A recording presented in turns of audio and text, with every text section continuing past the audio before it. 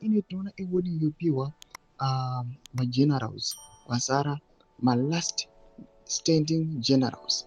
Panokwa kunzi magenerals aya ari kushandisiwa ava nezvigananda, wopiwa a strong warning yekunzi tarisai zvakaitika 2017 and history is going to repeat itself paupenyu hwenyu. Ndisarapinda mashoko anomuda achitagwa panguva inoi nemaanti 2030 lieutenants vachipa mawarnings awa kune magenerals vakaita sana Tafmanei.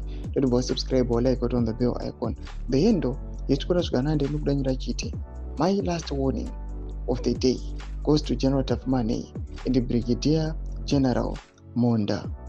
General Chiwenga and General SB Moyo sacrificed to put ED in office, but ED assassinated SB Moyo and had a failed assassination attempt on General Chiwenga. ED will use and kill Varume. We are not safe. Do mashoko anzi the last warning of the day apiwa kunana Tafmanei. Since Iowa, history is gonna repeat itself for opinion when just because now we are being used.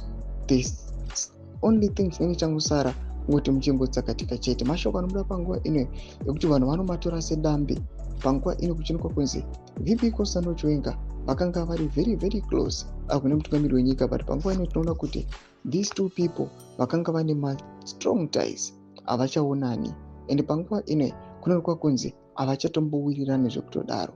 Mashoko anobuda panguva ino anova a warning kune magenerals vari kushandiswa vachinzi take note, musazoti hatina kutaura, noda kuti tinozwa kuti history kana kuti tombori kupolitics zvako the same script ndo inongoshanda.